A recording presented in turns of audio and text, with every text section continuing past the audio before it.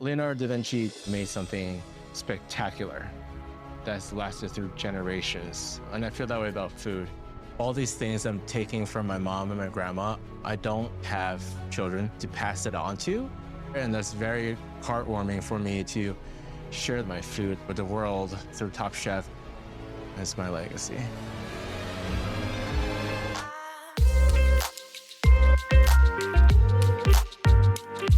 Welcome to the Eat Your Content podcast. I'm your host, Rich Herrera. Thank you for pushing play on my little podcast. I appreciate it. Just a reminder, follow me on socials at Rich Herrera and at Eat Your Content on Facebook, TikTok, X, and I forgot one other one. I was going to say Twitter again. I don't know. Wherever your social media is, I'm there. And don't forget to like and subscribe on your podcast player of choice to know when new episodes are dropping. We are continuing our final review and recap of Top Chef Season 22, Episode 14. It's the season finale. Bow, bow, bow, bow. Bow, bow, bow.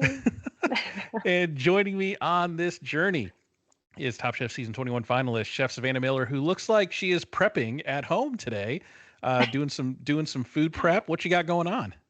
I am. So I'm cooking for like a little dinner party back home, like in Pinehurst, where I'm from, tomorrow, which will be fun. But it's 5 courses. I'm kind of just getting some minimal prep done now. You can't see it, but there's pork stock on the stove, and I'm cleaning some pink prawns. Ooh, Awesome. very nice.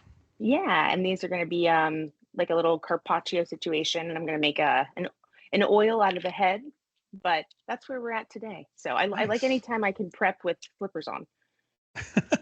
Awesome. I love it. I love it. And if you've been a regular follower of their show, a few weeks ago, you were prepping at your restaurant and we had a fun little impromptu show within a show of what you're making. So It's like don't follow up. Yeah. Yeah, it's part 2. So don't be surprised if I ask you, hey, what you making? So Brought here out we all go. the fun, interesting stuff, I thought. That's right. That's right. There we go. So a couple of program reminders too. This is the finale of Top Chef season 22. So we're going to discuss all of that. And if you're like, oh no, it's the last time we're going to see Savannah. No, it's not. We are going to have Savannah back for one more episode to talk about Yes Chef, which is also done by Magical Elves. We got thoughts, we got opinions about this new cooking competition show on NBC. So be sure to tune into that. And to know when it's coming out, just hit that little bell button where you subscribe to YouTube or where you subscribe on your podcast, and you'll know when that's coming out. So we'll have Chef Savannah back one more time for everybody's enjoyment. So thank you, Chef Savannah, for giving me one more week with you. Oh my God, of course. I'm excited to, I don't know, like it's fun. Feels like a little bit of like gossipy trash talk half the time. You know what I mean? Like we're just going back and forth. We're having a good time. Like we obviously are doing all the important stuff first, and there's like 25% of silliness. And I feel like this is going to be like maybe like 50%, 70% silliness. And I'm not affiliated with it, so I'm stoked. Oh yeah, I'm so looking forward to talking about Yes Chef. It's a show. I will say that, and we'll talk about it. And looking forward to that. So make sure you tune in. But let's get back to business. We have Bailey, Shuai, and Tristan. Love the diversity of the final 3, and diversity of not just who they are, but just their POVs of cooking. I mean, you got 3 very diverse chefs cooking very diverse types of food, and you're going to get 3 distinct 4-course dinners tonight on this episode, which I loved. And to kind of prep, I did watch your 2-part finale, and then I watched this 2-part finale kind of back to back. So it's going to be kind of an interesting. Yeah. Perfect. Love that. Yay. What a great little starter course. So we're gonna talk about some of the, I won't dwell on it too much, but we'll talk a little bit about the comparison and contrast of some of the more sillier things of the 2 finales, with Wisconsin and Canada. I have a favorite one, but I'll wait. Okay. Oh, okay. All right. Just let me know when we get there. So I want to talk a little bit about the journeys of the chefs thus far. I think let's talk about Bailey for just a second. I think in the first couple of episodes, when she got eliminated and then had to fight her way through LCK, I think the first episode she was trying to cook what she thought the judges wanted, and then going through LCK, she discovered I can embrace who I am as a chef, and it's okay, and the judges are gonna like it because it's me on a plate. And I think this is just the culmination of Bailey doing that, coming back from LCK, fighting her way through to the finale. Shuai's initially needs the money for his restaurant. They're deep in debt. I mean, who can't relate to that, especially those that run a restaurant. And then him finding his own voice and reminding him of and re-inspiring him of why he became a chef in the first place. And then Tristan really embracing his culture, using his opportunity as a to shine a light on the traditionally marginalized chefs. He's battled through his loss of his stepfather. I mean, just three really great stories. What do you think there? Yeah. Oh, I couldn't agree more. I feel like something about Bailey specifically like really pulled at my heartstrings. Like I see some comparisons just for me personally of like you work for somebody else and like you're somebody's like CDC and like you're known for Monteverde. Like she's known for this restaurant and like the Italian food that she does there. And but she works under her chef and then she goes through LCK and she's like, it's a little scary to be like put in these situations where you can't necessarily put the spin on the dish that you would back home. Like, this is how I would work it into this box and this is what I do to get paid. Like, this is my job. But then you're in LCK and it's like, nah, Tom doesn't really care. And so all of a sudden you're like pulling things out of your pocket and you're doing stuff that's kind of weird, but you think it's going to be good. And then you get like this praise for it. And it's this like self-validation that like, I'm sure she already knows she's a fantastic chef, right? But like when you get out of the box of the people that you work for and flex in that way, that's really cool to watch. And for sure, Tristan, I feel like his mission from the beginning has been very clear. The only thing that has changed is obviously like, unfortunately, the passing of his stepfather. And I feel like that ignites more fuel in him. And Shuai, I love the vulnerability and like the relatability right there in the beginning. I don't know if I've ever heard anybody really say that on Top Chef. And I actually really appreciated that. And I love that at this point, he was doing it for himself, but like when you're doing it because of debt, you're doing it for more than just yourself. And coming out of it, he's getting this like gift that really is for him. And that is that like fire that's reignited. So I don't know, I'm getting cold chills. I really love like hearing these stories. I'm like, can they all win? Yeah, I know, right? And we talked about this before. All three of them, even though there's only one winner, they're all going to win just through the exposure that the show gives them. I don't think Shuai, even though he didn't win 250 grand. Speaking of which, I think I may have asked this. I don't remember. Do you win if you're in second or third place? Do you get some cash? Isn't it like it's a lot less, but no? No. Oh, I thought you got a little bit of like consolation cash. Yeah. They got to go to Milan. That's your prize. There's your prize. You got. I mean, so what Shuai did win like 15,000 in like the first part of the finale. But if you are like second and third runner up, like the only time, like I think we're just giving them big fat draft points. You don't get any. Yeah, I don't think you get any cash. If so, I'm owed some money. So I mean, I don't think Shuai's restaurant is probably going to be bursting at the seams now after this appearance, and people are going to want to try his food because of what they saw on Top Chef. So he's probably going to be okay. And then Bailey, you're talking about how Bailey kind of reminded you of yourself. She reminded me of you a lot, even down to she worked at an izakaya restaurant for a bit. I was like, oh my gosh, it's like that's like you. I was like, that's like Savannah. It's like kind of working at a Japanese place and kind of finding your feet and everything. So just a great I love her resume, her background. Yeah, pretty cool. So I do want to, this is my first comparison and contrast with your finales and their finales. I'm bracing myself, 10 toes down. All right, let's go. That's right. So we open up this finale on this just beautiful museum, and they're walking in and they're just in awe of seeing Da Vinci's Last Supper, and they're all just identifying with different pieces of it. And they're just like, oh, it's so beautiful, so huge. You guys walked onto... Adventure? What's that? Sorry. No, go ahead. What did you say? I said stingray adventure. I know. Yeah, and then you guys get to swim with stingrays and walk up on a dock and are handed what looks like blended Smurfs in a glass. I watched yours and I watched theirs. I was like, man, I mean... I know you can't really say like you feel shafted, so I'll say it for you. The whole Wisconsin crew got shafted. Here's my theory on that one, right? You guys are just coming off of World All-Stars, and they blew the budget on World All-Stars, right? Having to bring in all those people, all these locations around England, the international travel for everybody. And then, okay, so we're coming back. You got a little bit less money to spend. So we're going to go to Wisconsin. And then We need Wisconsin to pay up. We need Holland America to pay up. like the entire finale for you guys was paid for by Holland America. I mean, how do you Milan isn't like asking anybody to come visit. I know. I felt so bad. I was watching back to back, and I'm like, "Oh my gosh, you guys get blue drinks, and this crew gets to tour the museum, the museum." This makes me feel better for some reason. It makes me feel better for some reason because I felt like literally last night I was like, it would have been cool to get a private viewing of the Last Supper. No kidding, a private viewing, just them three in the Museo del Cincolo Vinciano or whatever, and I'm like. I'm so sorry, Savannah.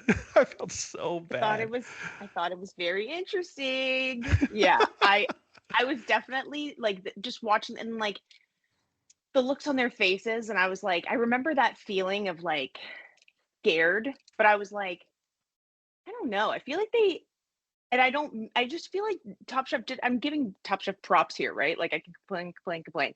But like I think they set them up for success this time. And I'm not saying we were put up for failure last time, but not even comparing the two. If you were just to watch this episode, I think they were really set up for success to cook a fantastic meal. And I really appreciated that from a chef like point of view and like watching it as someone who literally has done it, but just more so as like it felt, I don't know, it felt very special. And it just felt like this culmination and something about seeing that painting and like it felt like they were meeting them, like the chefs and production were all on the same level of like, this is so important. This is very important. We're all going to do our best here today. Like that felt good. Does that make sense? Yeah. As a chef, I'm sure you appreciate it. As a person that has gone through it though, you're like, damn it.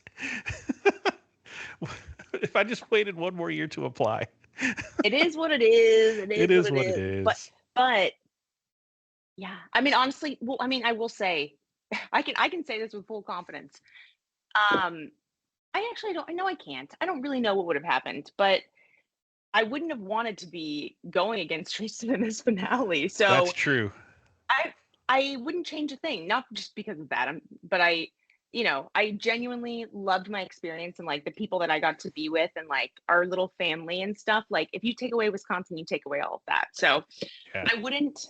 Maybe we can plan a trip to Milan and we can make up for lost times, me, Dan, and Danny or something, right? There you go. Host your own finale. Anyways. I was watching it and I was just like, I was laughing because I felt so bad for you. I laughed to keep from crying because I was just like, wow. Just the stark contrast in seasons was remarkable. I haven't even shown, Justin hasn't seen the episode yet, but his sister is a huge art. I'm going to butcher this and I don't even know. She like runs museums and like directs stuff. Oh, and, like, a curator. Yes, thank you. And their whole family is like very into, the arts. We just went to like a museum tour like 2 weeks ago. And when he sees this, he's going to be like, well, that would have been cool. He's going to be like, what? Even more than me. Yeah. Anyway, back to business. So watching them kind of look at this painting and talking a little bit about their story, I think for me, the theme of this episode was legacy. They all had some sort of legacy that they wanted to either live up to or leave behind. So Bailey, I think her legacy is, she wants to do classic Italian cooking, but with her quirky spin on it and finding herself through this competition in that way. For Shuai, kind of the same way. He wants to share his food, his words, this trashy Chinese food, and continue the legacy of his mom and grandmother. But Tristan's is really interesting. He, for his legacy, he noticed Judas in the painting as being the only person of color and being the traitor, obviously, of the 12 disciples of Jesus, and kind of explaining the negative stereotypes surrounding people of color, even back then in paintings. And I, as many times as I've seen this painting, not in person, obviously, but in As many wherever. private viewings as you've had. I know, right? Just I could just go to Milan every other week. Just seeing the painting in pop culture and everything. I've never noticed that before, and I wouldn't notice that because I don't have that identity. I don't come from that, and I'm just going to get on my soapbox for a minute.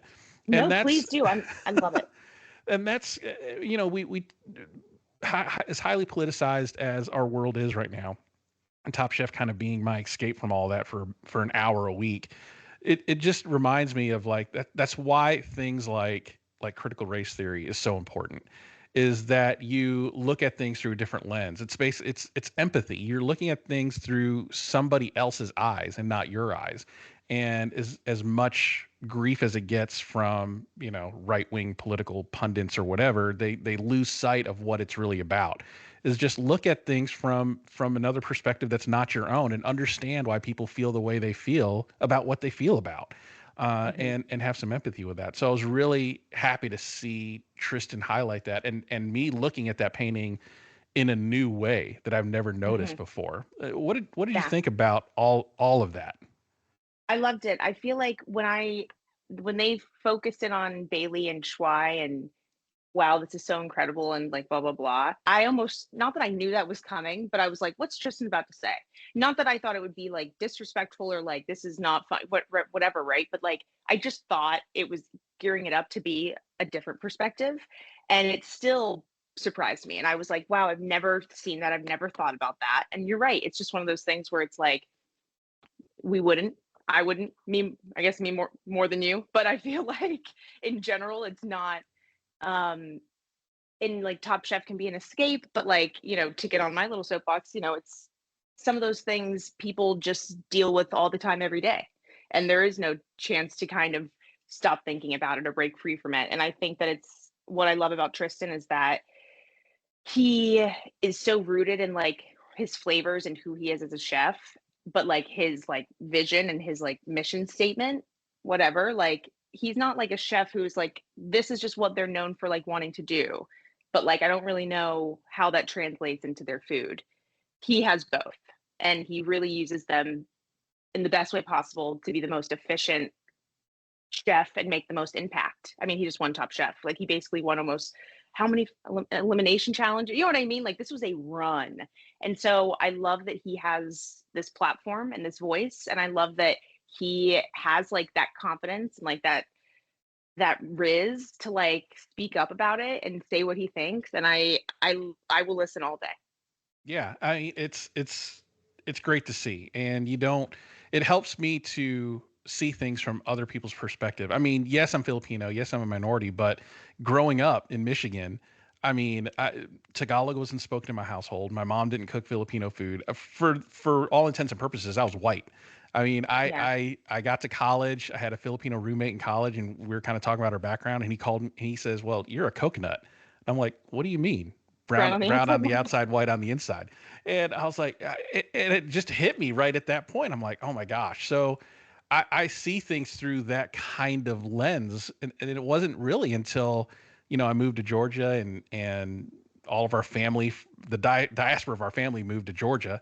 And that's when I really started experiencing like my Filipino culture through my grandmother's cooking, and kind of living through that and learning more about my culture through that. And then moving to Jacksonville, being a huge Filipino population and getting connected with the Filipino community here, just learning about my past and my history through that. So I just really appreciated Tristan bringing that to light and using his platform to shine a light on those marginalized cooks that may not get the chance that others would get.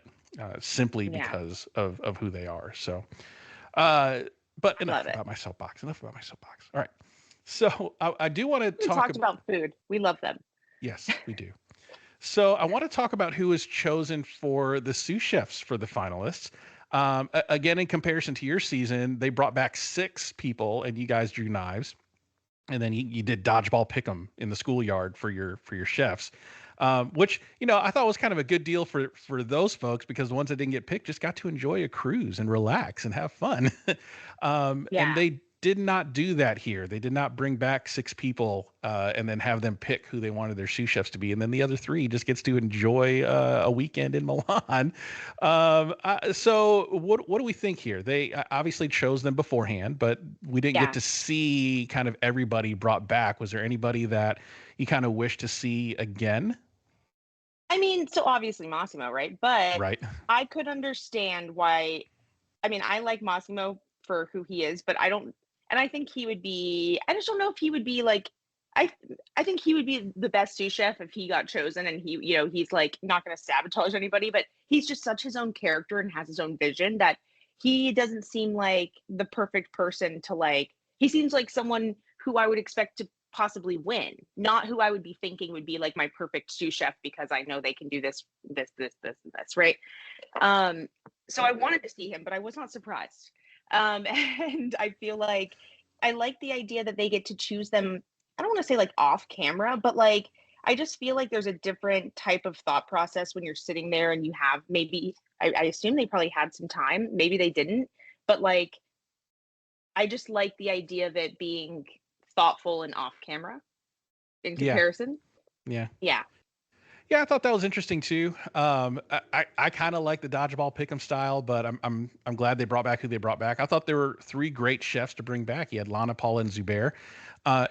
And usually when we do these sous chef picks for the finale, it's sort of recency bias. It's usually the last 3 or 4 that left the show are coming back, but Zubair has been gone for a minute. And then Yeah. he got eliminated about midway through. And then he came back. So it was really good to see him back. And I think it made sense for Tristan to pick him for the reasons that he stated. You know, he knows spices, he knows flavor. And I think those 2 worked out really well. And all 3 sous chefs, I think, paired really well with their finalist. Lana and Bailey made complete sense. They were besties through the whole show. So obviously they're going to get picked. And then Paula and Shuai, I didn't necessarily see them together, but they worked out really, really well. So, what did you Yeah. think of the pairings? Well, I thought for a second, I was like, if Henry didn't, oh, wait, no, I'm literally getting this wrong in my head. I was thinking if I was just going to say it wrong. Shuai should have brought back Henry because of the Asian persuasion or whatever they were Oh, on that's for a few right. episodes. That's right. But Henry probably would have been like, nah, dude, I'm not. I'm not coming to help you. Um, That's right. You threw away my mise en place, you bastard. I almost said it backwards, but anyway, so yeah, I mean, Paula kind of surprised me, not because of her specifically, just because, you know, I don't really know if I paid attention to like who Shuai was like. I feel like everyone loves Shuai. You Yeah. know, I just feel like he would have done well with anybody. Bailey and Lana totally makes sense to me. I mean, they had this little pact, you know, saying we have to get the girls to the finale. So Bailey, even if she didn't want, like, even if she had a few other picks, it's kind of like that thing, like we said, all girls going to the finale. And I also think that Lana would be her first pick and her second pick and her third pick, anyways. Yeah. And then, yeah, I think that it really says a lot about Zubair because we didn't get to see a lot from him, but to be honest, like at this point, we've seen so much of Tristan that him choosing Zubair to me is like a stamp of approval that just from the time that we didn't get with him. And the fact that he really has such a high opinion of him after such little time and it's been so long, that speaks volumes to me. Yeah. Yeah. I think so too. And honestly, you probably could have paired anybody with Tristan, and as long as you just did what Tristan said, it would have been fine, right? I mean, that's kind of who he was through the whole Yeah. thing. Like talking about the menus, he was on a mission. I think of all Yeah. 3 menus that they were planning out, I feel like he was planning out his menu forever. Like Yeah. this moment was made for him in terms of I've always wanted to do this dinner exactly like this, and now's my Yeah. opportunity. So I think whoever you paired him with, just get out of his way and just do what he says, and you would have been it would have been fine. It doesn't matter who it was. But He was uh great, like in the kitchen, watching him like instruct Zubair. I did think, not that I thought anybody didn't do great, but Tristan really stood out to me as far as like you can tell he's done like he's been a sous chef on Iron Chef. He's like ran multiple kitchens. He's worked for great people because the way that he led Zubair in that kitchen was like very respectful, but there was no question about what he wanted. yep, exactly right. So the challenge is, as with all finale challenges on Top Chef, create the 4-course progressive meal of your life. So just a blank slate of whatever you want to do. Guest judges were Michelin star chefs Carlo Cracco and Claire Smith, and owner of Santo Palato, Sarah Ciccolini, and which Bailey absolutely fangirled over. That was fun to watch. Yeah. So, being an Italian chef in that environment, the world is small of chefs. And so I'm sure Yeah. she's like, oh my God, I can't believe it. But that is an intimidating table to feed. And then you got some other guest judges. You had the editor-in-chief of Food and Wine magazine. You had Richard Blaze, which is always cool to see. And then you had Gregor Gourdet, which is also really great to see. Hmm. So just an intimidating table. I mean, when you heard the name, saw who was sitting there, kind of what were your thoughts? I loved it. I feel like Hunter Lewis is a big one to me. I think he's really cool. I mean, that's like the guy that has the key to all the doors, you know? Right. Um, so that's a big one. And then, I mean, Claire Smith was World All Stars, Yep. one of the guest judges, and Buddha worked for her, right? Yep. And so I feel like, I mean, you're not even cooking for Buddha, you're cooking for Buddha's mentor. Yeah. So, I mean, it definitely hits hard. Richard Blaze, like icon. I was sitting there wondering, like, were they trying, like, I always try to wonder, like, how do they pick, like, if we're gonna get Blazed, we need Gregory. You know what I'm saying? Like, how do they build the lineup? I have no clue. But I thought it was really good. Yeah. I think with the judges they had in there with all the guest diners, everybody's gonna have a different perspective. But I think having particularly Gregor Gourdet and Richard Blaze, which we'll talk about, because Richard Blaze was like he was a character there towards the end. So we're going to talk about that when we get to that course. But having those Mhm. two kind of opposite each other, I thought was a really great perspective on the food overall. So They're very yeah, different. very different, which was really cool to see. So Yeah. let's talk about kind of the menu progression as they were talking about it with their sous chefs. As I mentioned, Tristan had a clear plan, a clear goal of doing a history lesson of Afro-Caribbean cuisine, and he was talking about like the Italian invasion of Ethiopia. Like this guy is deep cutting some history, and one phrase he said is, "I'm uncolonizing colonized food," which amazing. Uh-huh. I mean, just really taking that back in terms of the identity of Afro-Caribbean cuisine and be like, yeah, Italians may have came in and influenced the food there, but I'm taking it back for myself, and just such a such courage and bravery to do that kind of a menu is really fun to watch. So badass. So badass. It is so badass. Like, Yeah, it is very, like, it's just like, I love watching someone say they're going to do something and then they do it. exactly. Like I said, this was something that he's been planning in his head well before Top Chef. He had this menu in a notebook somewhere for years. It's like, if I ever do this, this is the kind of progressive meal I want to do on my own. And then he's just inserting the ingredients that they found there in Milan and serving it, which was amazing to see. So really, I'm looking forward to talking about the courses as we get to them. But let's get through the other two. Shuai wanted to do Chinese dishes, recreating things they grew up with, and then the man does an ambrosia salad. What? So I mean, I like love that. I love that, and that's so Yeah. Shuai about him being like just what he said, trashy food, and I mean. The 1970s called. They want their salad back, but it's just insane that he's pulling out an ambrosia. And at first when he said that, I'm like, well, that's a choice. I said, let's see how it does, and go through that. And then Bailey is doing Giro Stravagante or something. I can't pronounce that thing. Um, they put a little blurb on there, says eccentric turn. It means eccentric turn implies an unconventional way to do something, and she's paying homage to the people that inspired her on her cooking journey. That's so Bailey, right? Putting her quirky spin on Italian cooking. So all three of them had a plan, but I really feel like, again, Tristan he knew what he wanted to cook immediately, whereas the other two were just like, yeah, this is the concept I want to do and kind of where I want to go. But Tristan's like, yeah, we're making this dish and we're making this dish. So it was really cool to see his brain work during that planning session. Um, Yeah. so I what thought did you think of their menus? well, I like that for Zubair too, right? Because he just gets to be like, okay, like, it doesn't leave a lot of question. I think, um, I really love the concept of Bailey's. I'm not going to try to pronounce it either. But for me, it's very easy because you kind of have to, like, no matter what, the story kind of is a little bit of, you know what, not really. I think that people just naturally do that because that's what I did. I think you assume that it's like, how did I get here? Right? Which is, you can. I think that's what 90% of people do. It's rare that I think people take like a very specific theme like Tristan did, right? Mm-hmm. Or maybe it's just not standing out to me because it wasn't as impactful. I don't know, but like it still was a little bit, naturally that's going to be a little bit of a story of him being like, how did I get here? Well, like this is the story of like, where I came from and my people and like all this stuff, right? I like that Bailey did the same thing. I'm going to call out some mentors, but the whole like theme of it's eccentric and it's kind of weird. There's another thing going on, and I liked that. And I think I was not missing that from Shuai as much. It didn't feel like as much of a story.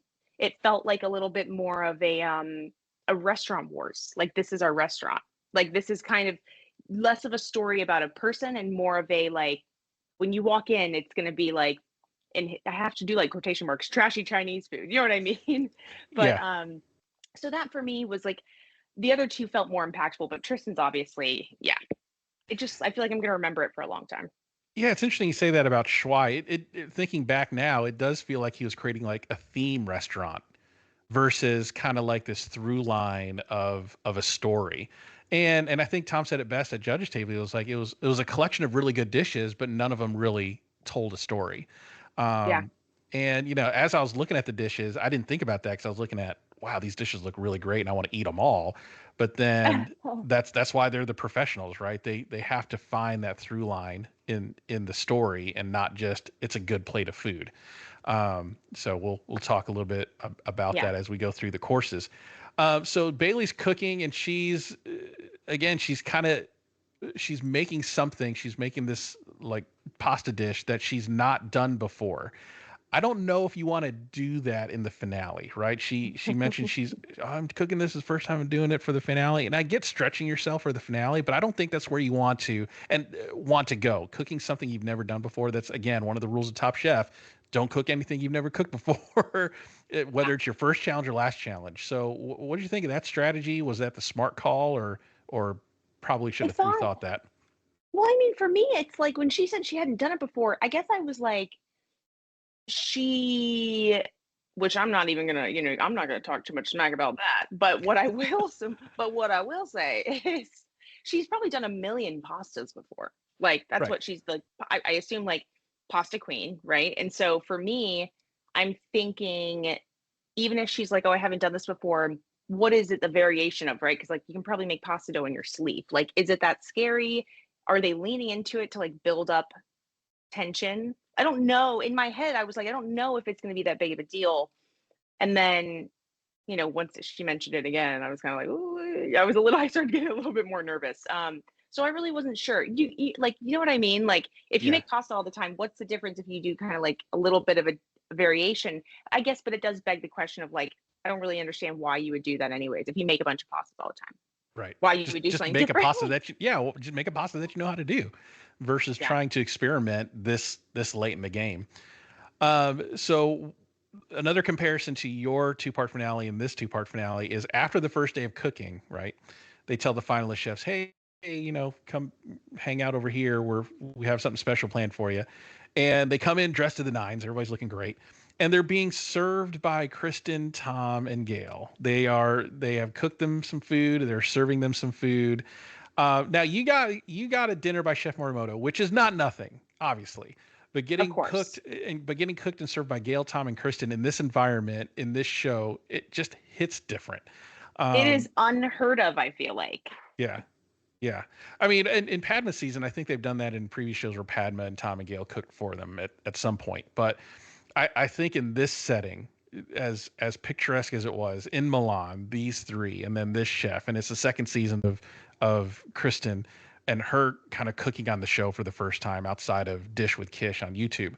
Um, it I can't imagine what they were thinking or going through as they were eating this food presented to them by the judges, right? That I mean, What are your thoughts with that? Comparing it to, I mean, it's hard to compare it to Morimoto. Morimoto is an icon, and I would eat anything that Morimoto put in front of me. But being in front of these judges day in and day out for 2 months, and then having this kind of full circle moment is probably just a much more emotional moment for them.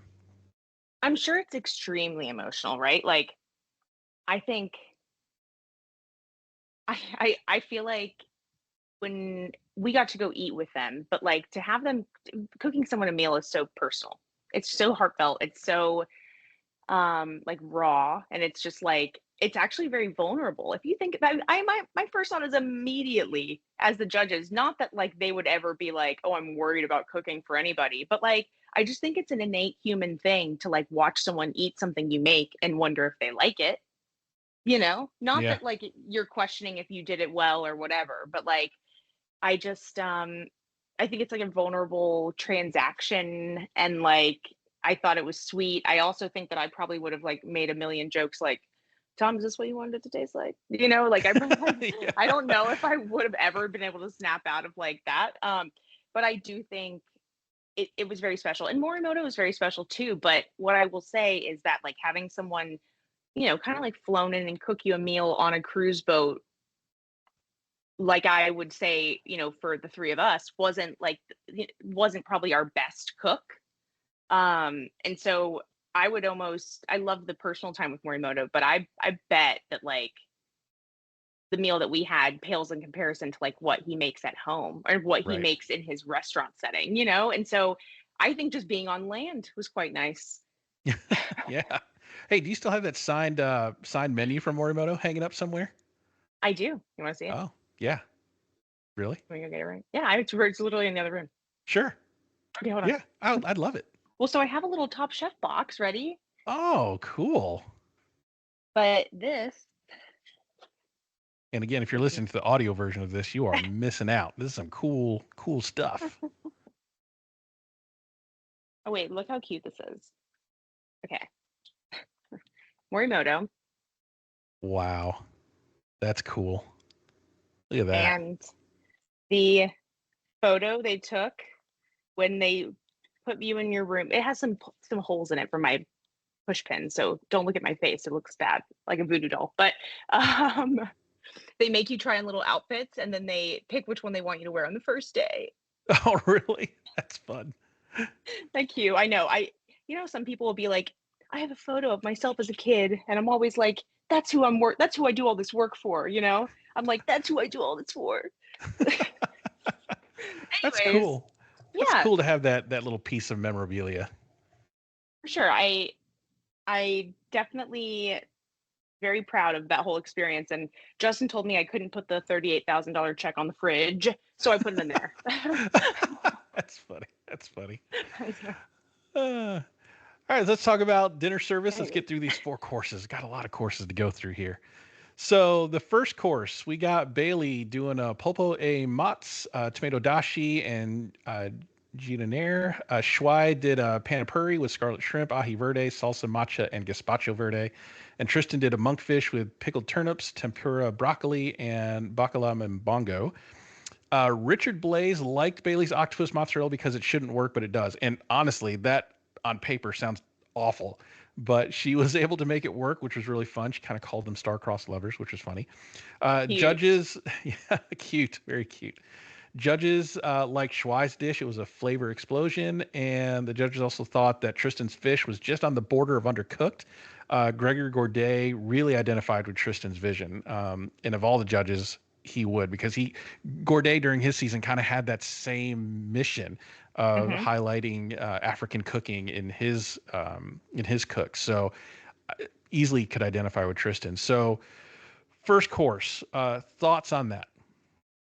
I mean, they all killed it. Like, so the thing that I was gonna say, like, my big comparison between the two finales, and again, I mean, like, if I'm not saying that this was deserved in our finale, I'm sure it wasn't if he didn't do it. But for Tom to get up and go back there and walk into the kitchen and be like, I'm gonna go tell them.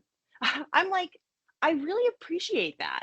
Like, I Yeah. really do. And I think that they do. And I think that, like, what I saw from that moment, because that's obviously not like, that might just be like a Tom thing, but Tom has to like green light that. He can't just stand up. There's cameras, there's like people have to move positions, right? Like, so from just seeing that happen on TV, that was his idea, one of the judges' ideas, production approved it.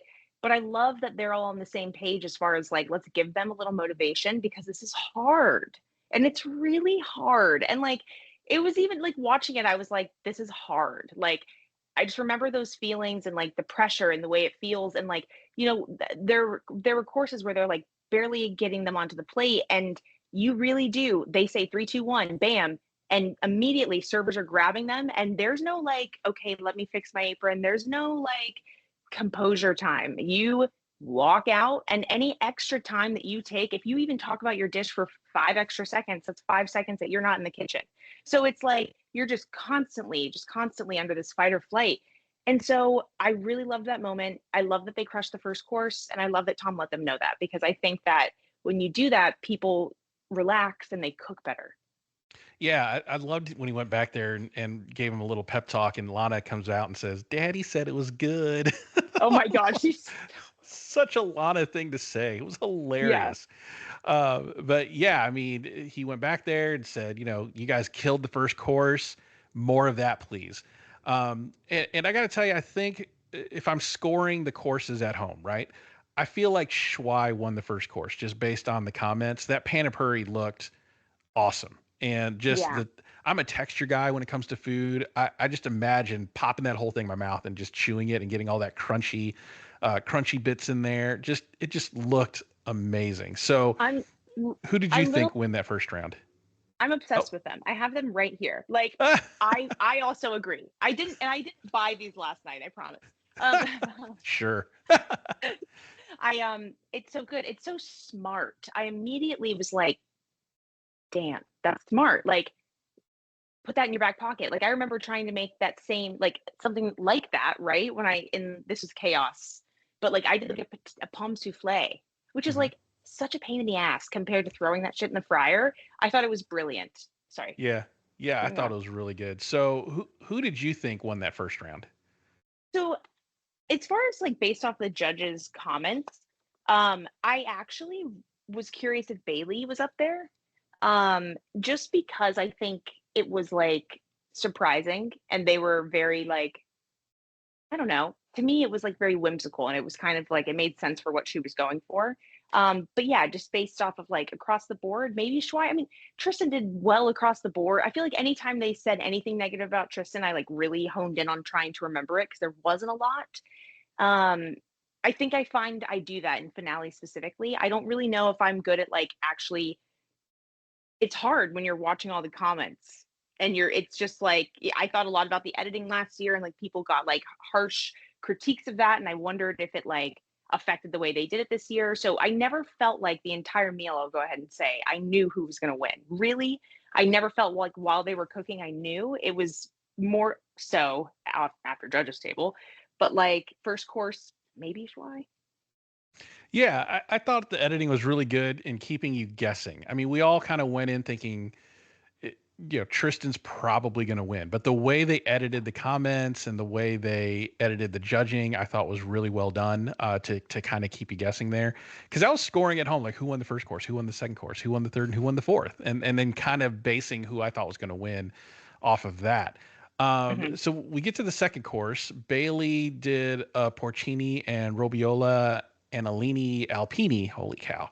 With cabbage, pecan, and brodo. That's the thing with Top Chef, man. I mean, they throw in some words and it really messes me up, and I feel like an It's idiot. for me, it's Tristan and Bailey. I'm like, That's Tristan Bailey. what are you talking about? Yeah. Yeah, right. Shuai did a soup dumpling raviolo with pork and king crab, charred leek, vinaigrette, and lardo. See that? I know, I can understand that one. Tristan did pollo durango with Inera shrimp toast and shellfish jus. So judges thought that Tristan's dish was next level.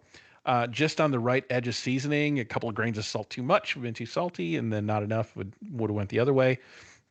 Claire thought Bailey's Yeah. dish was wholesome. Kristen identified her quirkiness with the pecans, and diners wanted more soup in Shuai's soup dumpling. Mhm. Thought the ratios were off, but tasted good. For me, I think Tristan won that round. Yeah. Pretty. It could have been Tristan or Bailey, but I think with Shuai, being the ratios were off, and the soup dumpling was too big, so that soup It was didn't quite. huge. It was a huge soup dumpling. So Um, yeah. yeah. So go ahead. What are your thoughts on this second course? Well, my thought was like, what's interesting is I worked at a restaurant in Boston a long time ago, and there was this guy who he was the pasta guy, and we did raviolos like a lot, and he was like, yeah, I want to make a raviolo, an egg yolk, and I want to do an egg yolk, but I want to do pork broth. I want to do like a soup dumpling. And so his pretty much immediate thought was to take the jus, set it in a flat pan, wait till it gelatinized, and then cut like a donut shape out of it and put the egg yolk inside the middle of the donut shape and then build the pasta over that. And I thought it was brilliant. And so I've tried that at other restaurants, and I just remember seeing this line cook do that. And I was like, that's pretty smart. And so when I watched him do this, I feel like I might have been, just because I worked at that restaurant and saw this one guy do it. I don't know if many people have thought about the dish before. I've thought about it a lot. And watching him do that, my first thought was, why aren't you just making a broth and doing blah, blah, blah, blah, blah? Like, I think, that would make so much more sense. Also with his issue of, poaching it versus this, it might have been steeping out the liquid. Like, you just I don't know. But when Tom was like, why would you whip it in? You should just do this. To me, that was like, that made a lot of sense. Yeah. But for Shuai, if he had this idea and was kind of still R&Ding it, it totally makes sense to me why that was like, oh, wow, what a good idea. I was worried about him in this one. Tristan definitely won it for me. Like, I kind of laughed out loud when they were like, it's like one more grain of salt and it would be salty, but like one less and it would need salt. So it's perfect, right? It's like you're just trying to not say that it's perfect and you wouldn't change a thing. It's perfect. Right. I'd be like, shut up. Yeah. Yeah. No, I thought the same thing. I'm like, I mean, that's kind of obvious, right? I mean, yeah. So yeah, I thought Tristan won that round. I think Bailey came in a close second, coming out of there. I wanted to ask you this: between courses, right? So they serve a course, and then they kind of clear down and set up for the second course. How much time do you get on the timer to prep that like second course? Like after you're done serving, how much time did you get to finish the second course before serving? In the way that I understand it, they said you have 5 hours the first day, and then the next day you'll come in and you'll have 2 hours to prep before service, right? Right. And so at the beginning of that 2 hours, let's say that it's like, okay, 11, like because they probably did this is honestly probably like a lunch, based off cameras and like needing to finish in a day. They probably did this at like 1 o'clock or 2 p.m. In my mind, if you're serving first course, I think that they're probably staggered by 20 to 30 minutes. Like, I don't think that you have a ton of time, because if you're trying to get through I think that it's probably going to be like the whole dinner is going to be like an hour and a half to 2 hours tops. Yeah. Okay. So pretty quick. Yeah. Okay.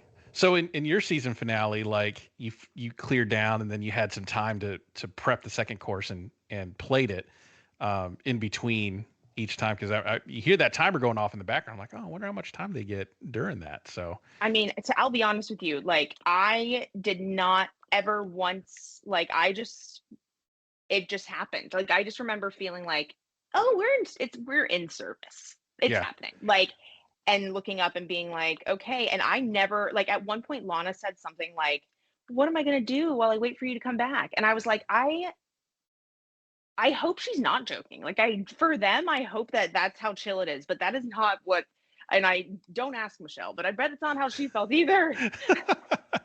So in your season, you're like, and thank you, judges. And then you head back to the kitchen. It's like pedal to the metal again until you hear the timer go off one more time. So I'm like, we got to start making pasta dough. No, I'm just kidding. That's funny. So third course, we have Bailey doing a blackened orata with Calabrian chili crunch, whipped tahini, Brussels sprouts, and beets. Shuai did a tangu asabuco with sweet and sour sauce, radicchio, long beans, and grits. Tristan did oxtail Milanese crepinette with Carolina gold rice grits, curry butter, and bone marrow gremolata. I gotta think Tristan brought the Carolina gold rice grits with him because there ain't no way you're picking that up in Milan. uh, No, but I loved it. yes, it's such a classic dish, oxtail and grits. And of the third courses or of the third course offerings, his was the one I wanted to just dive into my TV and eat because I Yeah. love oxtail and grits, and it's him bringing out that kind of traditional uh, dish and putting the kind of the Milan spin on it for where they were was genius. So Like diners thought, the oh, sorry, go oh, ahead. sorry. The No, way that he took that dish and he made it like that was for me like the definition of taking something that is homey and comforting and very personal and you were like putting a beautiful fine dining technique driven look at what I can do spin on it. You know what I mean? Like exactly. Yeah. I mean, it's something that is traditionally rustic, and he did his fine dining thing with it, and could put it on any fine dining restaurant and charge $70 for it. So yeah. it looked really good. So let's talk about some of these other dishes. Diners thought Bailey's fish was over, and she even knew it going out of there. And you gotta hate that feeling. Like she knew the fish was over. You don't have time to refire, and you're just putting it out there. And you like at that point, I'm probably done. Like you can't mess up your proteins, right? Of all the things, Mhm. you can't mess up your proteins. When I interviewed Sarah Bradley for All Stars, she said the same thing about that liver. When that liver was not done, she probably had a feeling she was going to be out, especially going up against the likes of Buddha Low. So, did you kind of feel that deflation too for Bailey as she was putting out what she knew was overcooked fish? Oh yeah. I mean, and I think the second they include the bit from Lana saying if I was cooking, I would want to do my own proteins, I mean, to be honest, you just know that that's already someone being like, "Hey, I'm defending myself because something's about to happen," right? Yeah, Um, but I agree with Lana. I mean, there were moments in the regular season where people on teams asked me to cook some things for them where they weren't even necessarily like difficult or proteins, but they might have been like the star of their dish, or it might have been something that like, yo, if this isn't done exactly how you want it, we don't have any more, we don't have time. And I would always double check. I would always have that conversation like, okay, you don't want to do that. I just want to make sure because I like to get it out of the way right now. Like, it's not on me, boo. Like, I'm gonna do the best I can and I'm gonna whatever, but like everybody, and that just comes down to like different perspectives on doneness.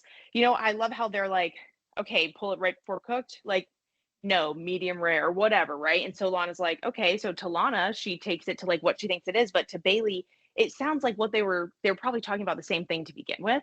yeah. Um, so it just comes down to stuff like that. And I was trying to watch Bailey's face when they walked out to the table because I remember feeling really deflated when I started whatever happened. When I started messing up and one thing happened after another and whatever, right? And like, so all these things, for me, I just couldn't like move past it. But I hated watching myself and watching my face because it sucks to be like, I'm in the Top Chef finale. Everybody that knows me or has ever known me, watch. And then you're kind of like, you look like I just look like a beaten dog, like I looked sad. So I feel like I was kind of like, oh, girl, I'm sorry. Yeah, I mean, when I rewatched your two-part finale, it was almost like watching a new show for me because we're besties now. So it was. Yeah, I know. I'm You're kidding. like, I know the trauma. I know now, but no, I mean, kind of knowing you Yeah, on a personal level and hearing kind of this behind the scenes stuff, I'm like, oh my gosh, just I can't even imagine what she's going through right now. But yeah, so I hated that for same. Bailey, hated that for Bailey, and I think the bigger note about her cook in the second course is this felt like a dish that wasn't hers. Where everything else is kind of whimsical and quirky, this one wasn't hers. And I think that was maybe more of the offense than the overcooked fish, I think, because she wasn't cooking herself in this one.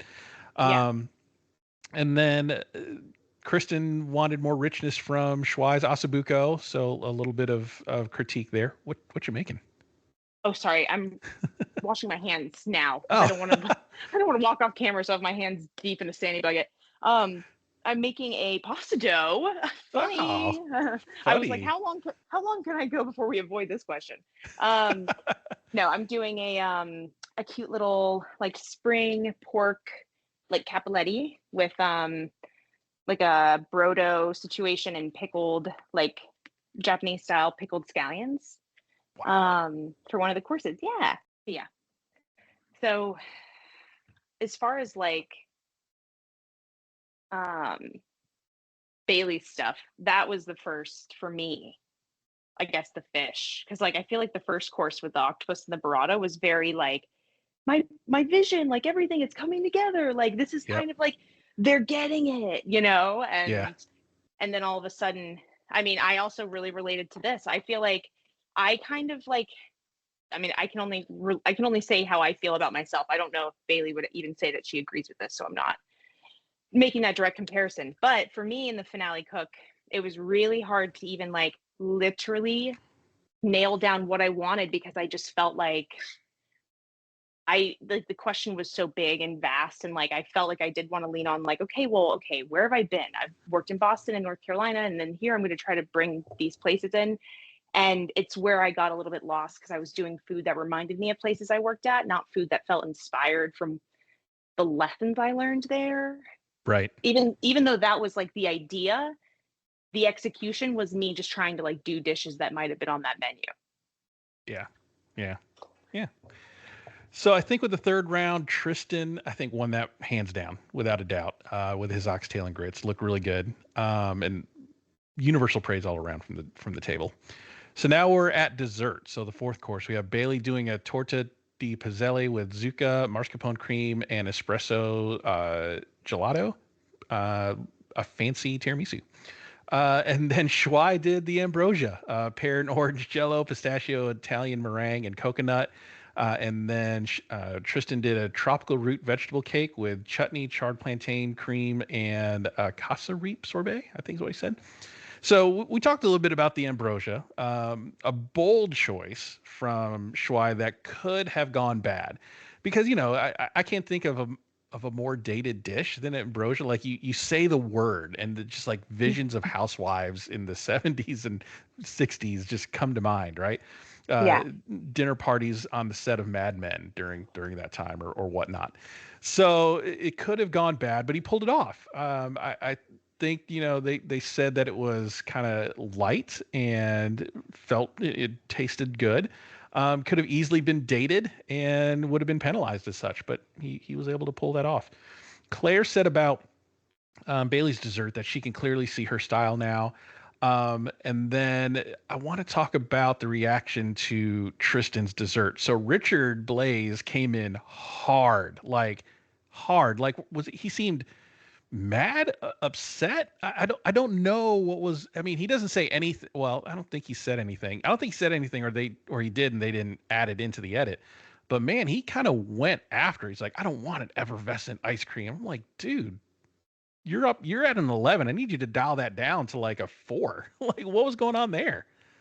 Oh no, I mean, I don't know. What I was wondering is, don't clip this. What I was wondering is, It's still getting clipped now. so when I feel like I didn't do well in the finale, the first thing I did was look up Top Chef finale bombs, like, because I wanted to feel better. Okay. And so I wanted to feel better about myself. And so I was like, in history, right? And I know Richard Blaze, so he went back and won an All Stars, but he didn't win the first time that he was in the finale. And apparently that is like a very famous one of like, Oh, which I'm not in like, I didn't know that, right? Like I didn't remember that. It gave me the sense of like no one cares as much as I do because like I didn't even know that, right? But I just think of him as the winner. And so part of me was like, do you think he's just like, man, this guy's first finale and he's killing it like that? Because that's what I wondered. But I don't know. I feel like that was a very strong reaction.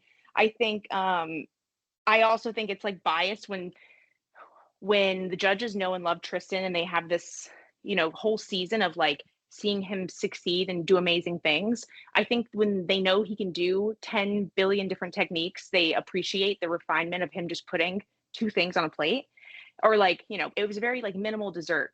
And um I don't think it was the prettiest thing. I don't think any of the desserts were like mind-blowingly gorgeous to me. But like I will say it might come off different to someone like Richard Blaze who hasn't seen him all season and doesn't know what he's capable of because I don't know. Does that make sense a little bit? Maybe. Yeah, I just think he was. I don't know. He came off overly emotional about this dessert, and I kind of rewound it to watch it again. And he was like, "This is when it went off the tracks for me." And I'm like, "Dude."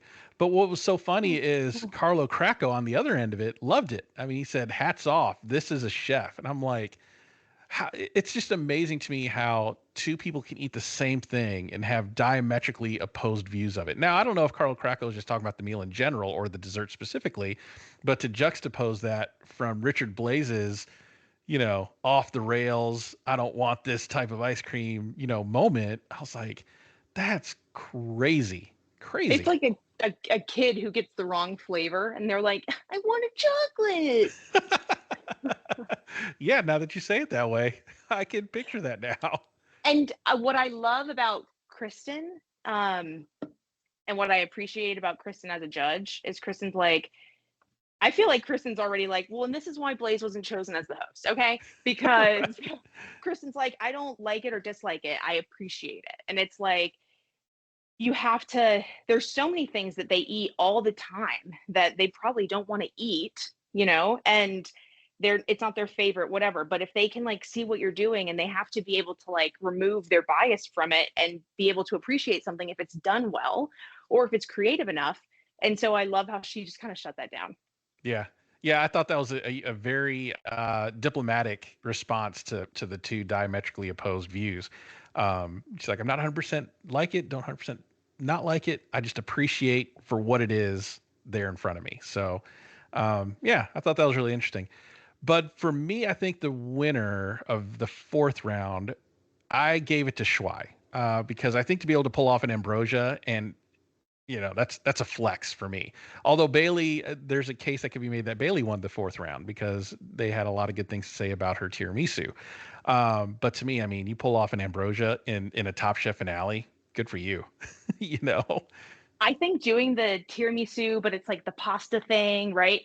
I thought that was super creative. That's like, for me, that's playing to Tom almost. Yeah. And the ambrosia salad, I think, I mean, whether or not he was trying to intentionally like make something Kristen would fawn over, I don't know, but I think that you could easily like sit on your couch and be like, Kristen will most likely love, check. Like, it's like you get to know the judges and she has like this very keen appreciation for like junk food, silly, outdated stuff like that. And I think that if you can take those flavors, like nostalgic things, and give it to her, she'll love it every time.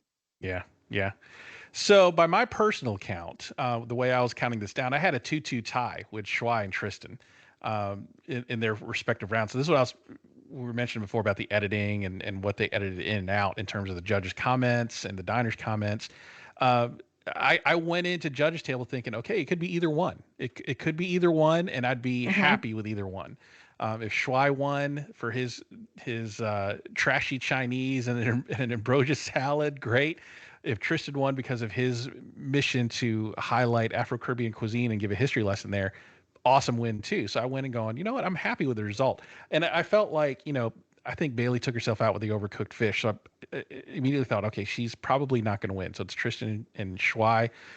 So we get to judge table. They're starting to discuss a lot of these things. And that's when it hit me when the judges said that Shuai's meal was a collection of good dishes, but there was no through line. And I think if all things being equal and you're judging between these two, that's what's it going to come down to, because that's the point of the challenge. Make it a progressive meal, make it all make sense put together. And Shuai's wasn't that. It was just a collection of really good dishes, but they had no connection to each other or to an overarching story. Whereas Tristan, again, was a man on a mission, and his meal told a story, told a history lesson, and was clear of his vision on the plate. And that's why he won. Yeah. So we have our new Top Chef winner, with Oh, Tristan being Top Chef season 22's winner. Love that he won. He's a great ambassador for the show. I love that Zubair was his hype man there at the end. I mean, I don't think yeah. anybody was more excited than Zubair out there in the crowd. We saw a glimpse of Caesar in there too, and I was like, "Where's everybody else?" But yeah, so it was really great. Do you agree with the win, or do you think maybe Shuai should have pulled it out, or what are your Oh thoughts on no. the overall win? I know. I mean, I based off what we saw, I think Tristan won. I think he clearly won, and I think I agree with you about like coming down to like those last final details. But he did, and unfortunately for Bailey, it is what it is. That always kind of happens. But I think if Tristan didn't win, I would wake up kind of not even gonna lie. I think I would wake up feeling like, what did I watch for the last 14 weeks Mm, then? And like it would have had to have been like, no, he really dropped the ball. Because if he just does what he's been doing this whole time, I expect him to win. yeah. The only way he would have failed is if that oxtail came out like undercooked or something, like falling flat on his face on one of the proteins, like that monkfish, for instance. He Yeah. threaded that line of it being what Tom said, undercooked in looks, but not undercooked in eating. I mean, the level of technique and expertise to be able to pull off a monkfish to be like a scallop in that way is amazing. And because he Yeah. was able to pull off those things, he would have had to have fallen flat on one of those things for Schwei to pull it out. But well deserving, and a great win for Tristan, especially what he's battled through. I mean, there was a moment in time when he was saying in his confessional there at the end that he almost quit the competition. And how Yeah. different of a show would this have been with him not in it? It wouldn't have been the same. I mean, you I, might have seen the potential three with Bailey, Schwei, and Massimo instead, right? And would have been a completely different ending. if you go down like the list of previous winners, like I do feel like he's in the, I don't know, I'm just guessing, but like probably in the greatest points of all time or somewhere close to that. Yeah, I'm looking forward to the All Star season when it's Buddha versus Tristan. Can you imagine? Shut up. That'd be dope. That would be dope. That'd be the heavyweight fight I'd want to see. Yeah.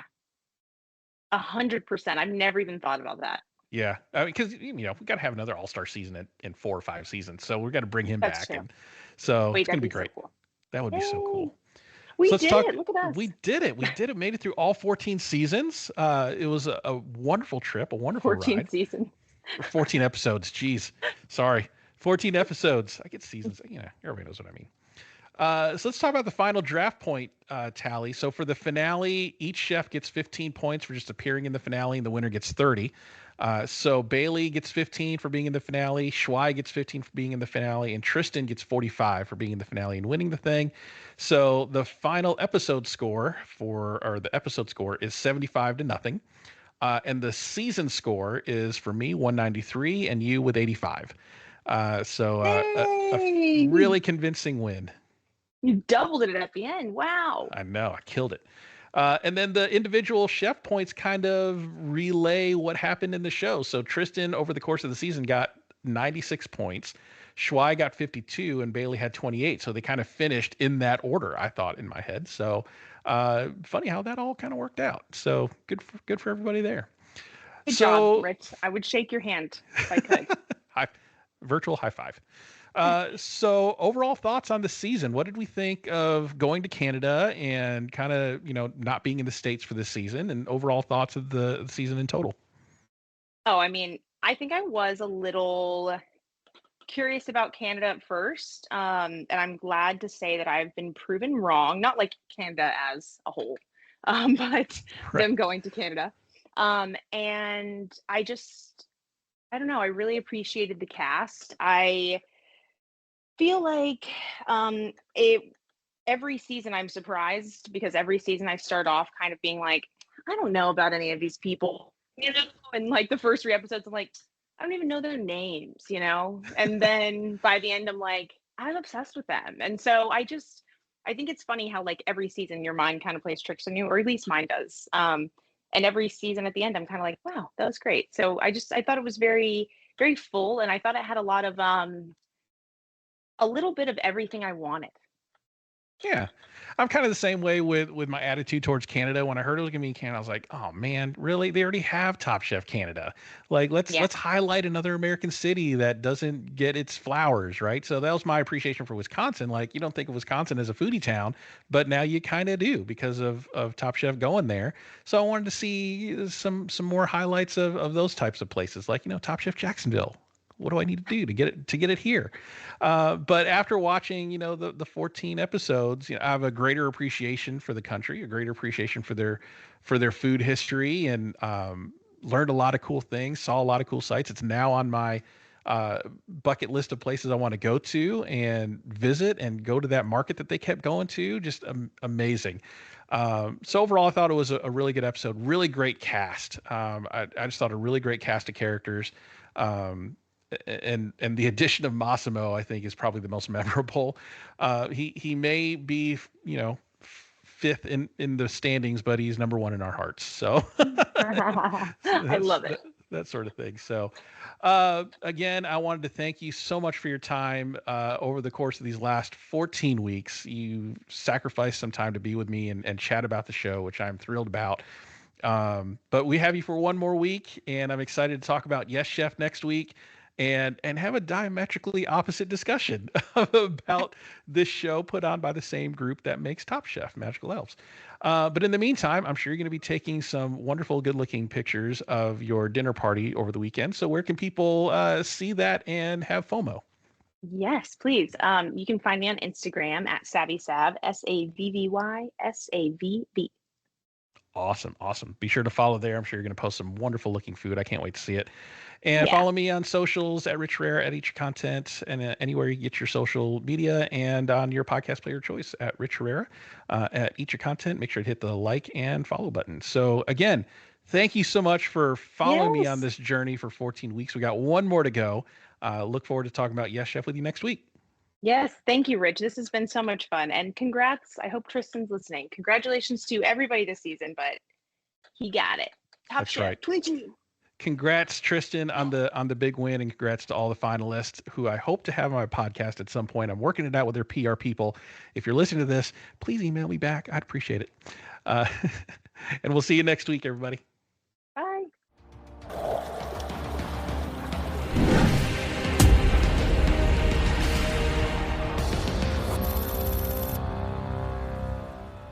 Thanks for listening to Eat Your Content. If you like what you hear, please consider supporting the podcast through my merch store on TeePublic. Get great quality items like t-shirts, hats, mugs, and more, all sporting the vibrant Eat Your Content logo. Go to teepublic.com/user/eatyourcontent for more great items, and thanks for your support.